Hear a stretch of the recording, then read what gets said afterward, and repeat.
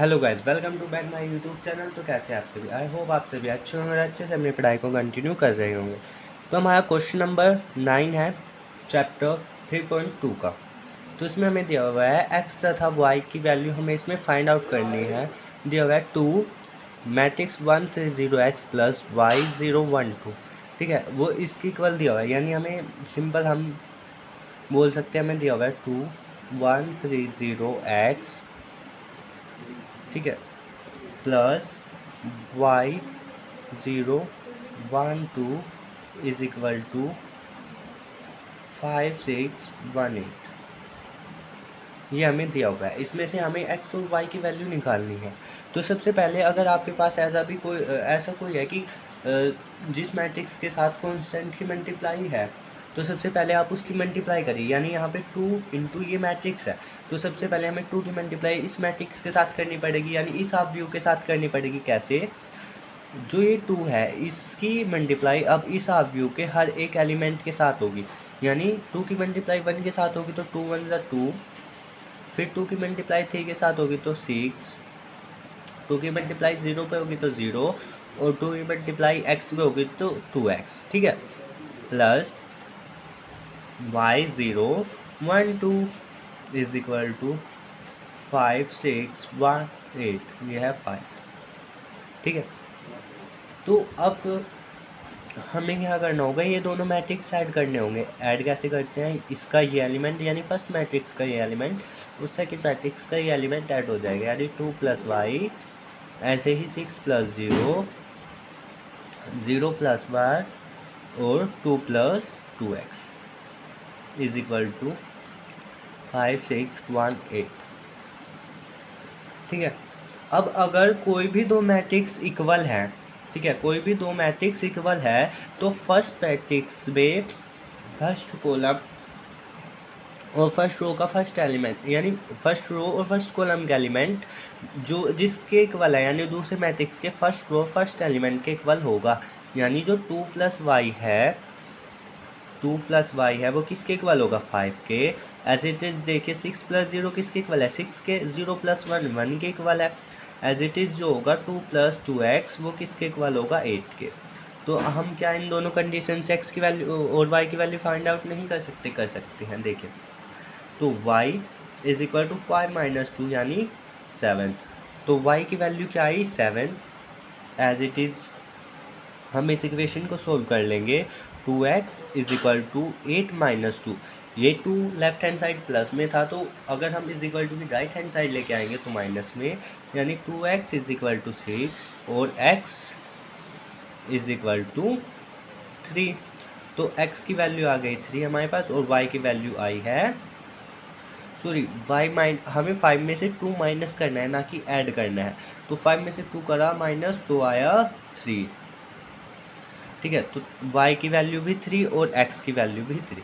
यहाँ थोड़ा मैंने कर दिया था कि इन दोनों को ऐड कर दिया था, लेकिन नहीं, ये सब्ट्रैक्ट करने, यानी 5 माइनस 2 इज इक्वल टू 3। तो x की वैल्यू भी फाइंड आउट कर दी और y की वैल्यू भी। अब चलते हैं अपने क्वेश्चन नंबर 10 की ओर। तो जो क्वेश्चन नंबर 10 है वो भी हमारे क्वेश्चन नंबर 9 के ही जैसा है। इसमें भी हमें x, y, z और t की वैल्यू फाइंड आउट करनी है। तो मैंने बताया था अगर आपके पास कभी भी किसी मैट्रिक्स या आव्यूह के साथ कोई कांस्टेंट है या उसकी मल्टीप्लाई हो रही है, तो इक्वेशन सोल्व करने का सबसे पहला तरीका है कि उस कांस्टेंट की उस मैट्रिक्स के साथ मल्टीप्लाई करिए। जैसे यहाँ पे है 2 आव्यूह या matrix x z y t. तो सबसे पहले हम इसे ऐड नहीं करेंगे, हम क्या करेंगे, इस मैट्रिक्स को 2 से मल्टीप्लाई करेंगे। ठीक है, तो मैट्रिक्स को 2 से मल्टीप्लाई यानी कांस्टेंट से मल्टीप्लाई करना मैंने आपको कई बार बताया हुआ है। कैसे? 2x, इसके हर एक एलिमेंट के साथ मल्टीप्लाई हो जाएगा 2, तो 2t। अब प्लस, अब फिर से हमारे पास एक कांस्टेंट है जो कि मल्टीप्लाई है आव्यूह या मैट्रिक्स के साथ, तो हम इसे मल्टीप्लाई कर देंगे।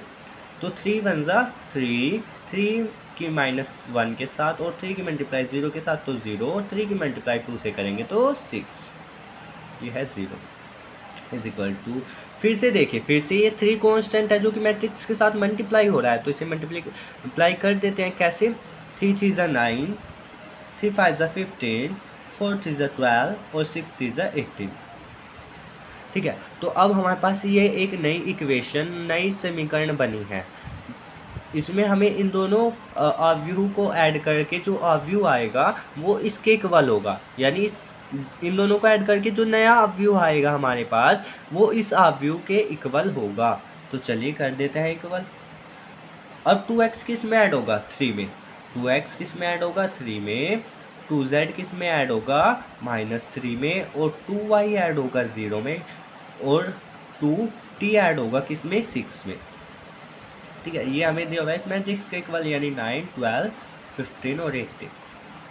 देखिए, जब भी आपको किसी भी दो मैट्रिक्स को ऐड करना है तो इतना ध्यान रखिए, जो हमारे पास फर्स्ट मैट्रिक्स है, ठीक है, जैसे फर्स्ट मैट्रिक्स है तो ये क्या है? इसकी फर्स्ट रो, और ये क्या है? First column.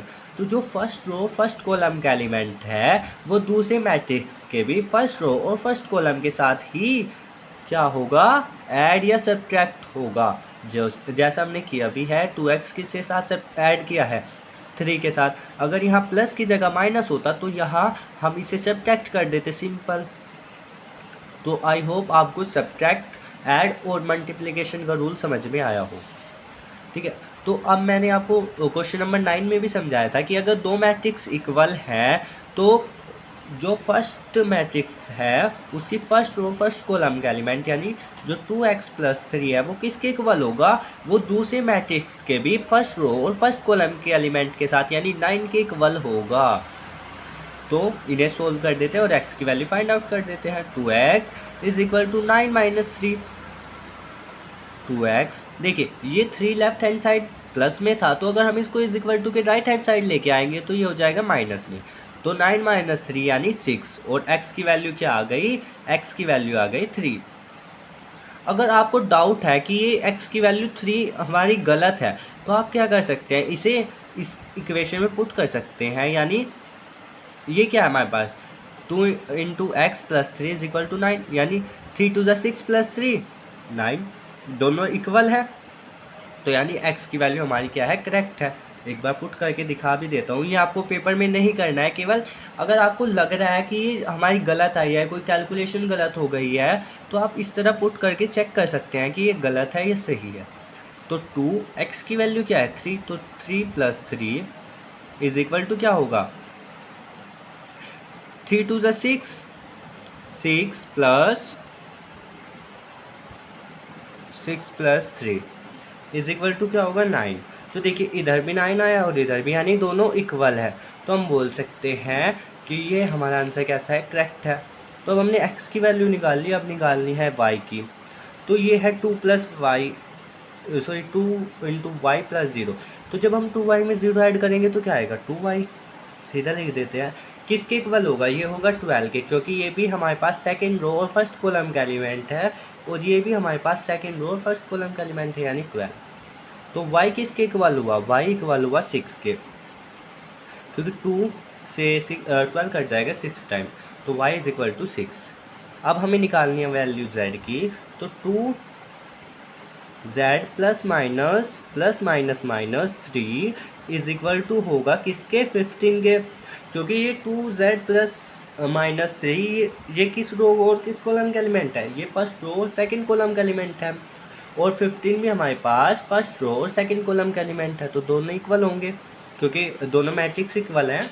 तो 2z = 15 + 3, तो 2z = 18, और जो z आएगा वो किसके इक्वल आएगा? 9 के, क्योंकि 2 × 9 = 18, तो z = 9।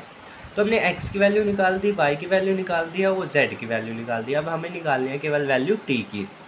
तो हमें दिया हुआ है 2t + 6, तो ये 2t + 6 किसके इक्वल होगा? 2t + 6 इक्वल होगा 18 के, क्योंकि जो 2t + 6 है ये सेकंड रो और सेकंड कॉलम का एलिमेंट है, और 18 भी हमारे पास सेकंड रो और सेकंड कॉलम का एलिमेंट है। तो कर देते हैं 18। तो 2t = 18 - 6, यानी 2t = 12, और जो t है वो किसके इक्वल है? वो है 6 के इक्वल। ठीक है, t किसके इक्वल है? 6 के इक्वल। तो हमने x की वैल्यू भी निकाल दी है, y की वैल्यू भी निकाल दी है, z की वैल्यू भी निकाल दी है, और t की वैल्यू भी। हमसे यही पूछा था कि प्रदत्त समीकरण में x, y, z तथा t के हल ज्ञात कीजिए, यानी इनके सभी के मान निकालने थे, हमने निकाल दिए हैं। अब चलते हैं अपने नेक्स्ट क्वेश्चन की ओर। तो क्वेश्चन नंबर 11 में भी हमें ये समीकरण दी हुई है जिसमें हमें एक्स वाई के जो मान है वो निकालने हैं, फाइंड आउट करने हैं। तो चलिए करते हैं स्टार्ट। सॉल्यूशन, इसमें देखिए इस बार हमें कांस्टेंट दिया हुआ है। तो ये 2/3 नहीं है, ये ऊपर 2 है और नीचे 3, यानी 2 एलिमेंट्स है मैट्रिक्स के। ठीक है, तो ये x है। x हमारे लिए अभी कांस्टेंट है क्योंकि हमने इसका मान फाइंड आउट नहीं किया। तो हम x की मल्टीप्लाई सबसे पहले किस में करेंगे, 2 में, यानी 2x, और फिर किस में करेंगे, 3x में। मल्टीप्लाई करनी सिखाई है हमने किसी भी कांस्टेंट की। एज इट इज़ y की मल्टीप्लाई -1 में यानी -y, और y की मल्टीप्लाई 1 में यानी y, इज इक्वल टू किसके दिया हुआ है, 10 और 5 के। तो मल्टीप्लाई कांस्टेंट की मल्टीप्लाई मैट्रिक्स में करने के बाद अगर दो मैट्रिक्स को प्लस करने के लिए बोला है तो प्लस कीजिए, माइनस करने के लिए बोला है तो माइनस कीजिए। यहाँ पे हमें दिया है first matrix plus second matrix, तो हम प्लस कर देते हैं। 2x प्लस -y और 3x प्लस y किसके इक्वल होगा, ये इक्वल होगा 10 और 5 के। तो अब देखिए जो 2x प्लस माइनस y वो किसके इक्वल होगा, 10 के, क्योंकि जो 2x प्लस -y है वो फर्स्ट रो और फर्स्ट कॉलम का एलिमेंट है, और 10 भी हमारे पास फर्स्ट रो और फर्स्ट कॉलम का एलिमेंट है। तो यदि ये दोनों अव्यूह इक्वल हैं तो इनके एलिमेंट्स भी तो इक्वल होंगे, वही हमने पुट किया है। 2x plus -y is equal to 0। देखिए यहाँ पे हमारे पास है दो कांस्टेंट x और y, तो हम एक समीकरण से, एक इक्वेशन से दोनों के मान फाइंड आउट नहीं कर सकते, हमें इसके लिए दो इक्वेशन चाहिए। तो दूसरी इक्वेशन कैसे आएगी, 3x plus y is equal to किसके होगा, 5 के, क्योंकि जो 3x प्लस वाई है वो सेकेंड रो और फर्स्ट कॉलम का एलिमेंट है, वहीं जो 5 है वो भी सेकेंड रो और फर्स्ट कॉलम का एलिमेंट है, तो दोनों इक्वल होंगे।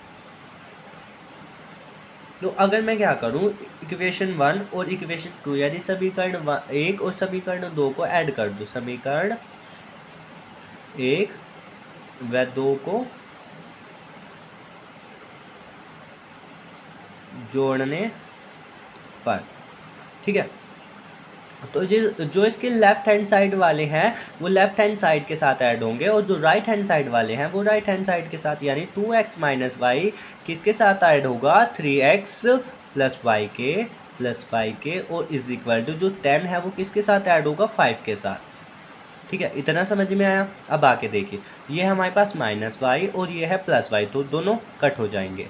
क्या बचा हमारे पास, 2x प्लस 3x, तो 2x में जब हम 3x ऐड करेंगे क्या आएगा, 5x is equal to 10 plus 5 15। तो जो x है वो किसके इक्वल आया, x इज इक्वल टू 3, क्योंकि 5 से 15, तो x इज इक्वल टू 3। एक बार और देखिए, ये था -y, ये था +y, तो दोनों कट गए क्योंकि अपोजिट साइड पे सेम वैल्यू थी। अब 2x बचा प्लस 3x, तो 2x में जब हम 3x को ऐड करेंगे यानी 2x प्लस 3x करेंगे तो आएगा 5x is equal to 10 plus 5 15। अब 5 से 15 कट गया 3 टाइम्स, यानी x इज इक्वल टू क्या हो गया, 3। अब x की वैल्यू या तो आप समीकरण 1 में रखिए या समीकरण 2 में रखिए, वैल्यू आपकी आनी सेम ही है। तो हम क्या करेंगे, समीकरण 2 में, समीकरण 2 में x का मान रखने पर, ठीक है, समीकरण 2 में हमने क्या किया, x का मान रखने पर, तो समीकरण 2 क्या है, 3x plus y is equal to 5। तो 3x की जगह में क्या पुट करना है, 3 plus y is equal to 5, तो y is equal to 5 minus, देखिए ये हो गया 3 3 9। हमने क्या किया, x की वैल्यू 3 पुट की क्योंकि हमने निकाली अभी फाइंड आउट की है, तो 3 3 9। तो 9 जो है लेफ्ट हैंड साइड प्लस में है, तो अगर हम इसको राइट हैंड साइड लेके जाएंगे तो ये जाएगा माइनस में, तो y इज इक्वल टू क्या आया, y इज इक्वल टू आया -4। तो x की वैल्यू क्या है, 3 और y की वैल्यू -4। यहाँ भी आप देख सकते हैं 3 3 9 plus y is equal to 5। हमने क्या किया, 9 को लेफ्ट हैंड साइड से उठा के राइट हैंड साइड ले गए, यानी y is equal to 5 minus 9, तो हमारे पास आ गया y इज इक्वल टू -4। तो अगर आपको यहाँ तक समझ में आया हो तो चलिए अब चलते हैं हम अपने नेक्स्ट क्वेश्चन की ओर। तो हमें क्वेश्चन नंबर 12 भी कुछ इसी तरह का दिया हुआ है, जिसमें हमें x, y, z तथा w की वैल्यू क्या करनी है, फाइंड आउट करनी है। तो चलिए करते हैं। इसके लिए मैंने आपको सबसे फर्स्ट स्टेप बताया, अगर किसी मैट्रिक्स के साथ मतलब कोई कांस्टेंट है तो सबसे पहले आप क्या करिए, उस कांस्टेंट से उस मैट्रिक्स को मल्टीप्लाई करिए, यानी जो कांस्टेंट है उससे उस आव्यूह को मल्टीप्लाई करिए। सबसे फर्स्ट यही आपके पास स्टेप होना चाहिए। तो 3 से मल्टीप्लाई करेंगे x को तो 3x, ऐसे ही 3 से मल्टीप्लाई करेंगे 3y, 3 से मल्टीप्लाई करेंगे z में तो 3z और 3w is equal to. Multiply करने के बाद अगर कोई दो मैट्रिक्स ऐड हो रहे हैं तो सबसे पहले उन्हें ऐड करिए। तो हमें यहाँ पे दो मैट्रिक्स दिए हुए हैं, first matrix plus second matrix करना है हमें। तो जो x है वो किसके साथ ऐड होगा, 4 के। ऐसे ही जो 6 है वो किसके साथ ऐड होगा, x प्लस वाई के। -1 ऐड होगा z प्लस w के, और जो 2w है वो ऐड होगा 3 के। तो यहाँ तक तो आपको समझ में आ गया होगा, क्योंकि आपने इस तरह के बहुत सारे क्वेश्चन कर चुके हैं आप, जिसमें आपको x, y, z की वैल्यू निकालनी है। तो अब तो ये आपके लिए ईजी हो गया होगा बहुत। तो जो 3x है वो किसके इक्वल होगा, x प्लस 4 के। क्यों होगा वो मैं अभी आपको बताता हूँ। क्योंकि अगर कोई भी दो मैट्रिक्स या तो आव्यूह इक्वल है तो जो उनके एलिमेंट्स हैं वो भी इक्वल होंगे। यानी देखिए जो 3x है वो फर्स्ट रो और फर्स्ट कॉलम का एलिमेंट है, तो ये दूसरी मैट्रिक्स के भी फर्स्ट रो फर्स्ट कॉलम के साथ के इक्वल होगा। तो 3x is equal to x plus 4। तो x जितने भी x वाले हैं उन्हें एक साइड ले जाते हैं और जो अदर है उन्हें एक साइड। तो जो x है राइट हैंड साइड प्लस में है तो इसे लेफ्ट हैंड साइड लेके जाएंगे तो माइनस में, यानी 3x minus x is equal to 4।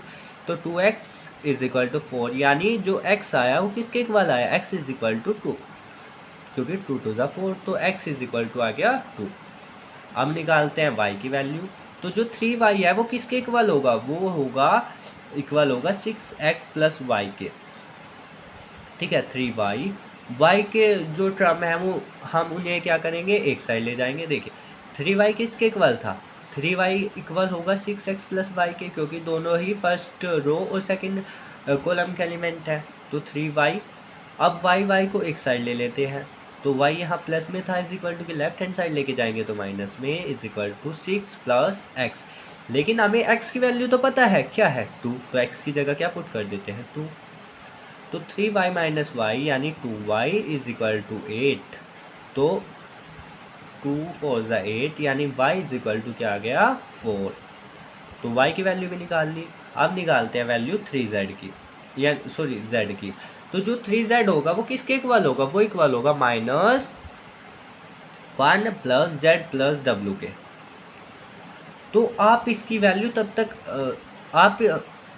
अब हम निकालते हैं 3z की वैल्यू। तो 3z किसके इक्वल होगा, -1 प्लस z प्लस w के। आप इसकी वैल्यू तब तक नहीं निकाल सकते जब तक आपको w की वैल्यू ना पता हो। तो इसकी वैल्यू निकालने से पहले, यानी z की वैल्यू निकालने से पहले आपको w की वैल्यू चाहिए। तो w किसके इक्वल है, 3w इक्वल है 2w प्लस 3 के।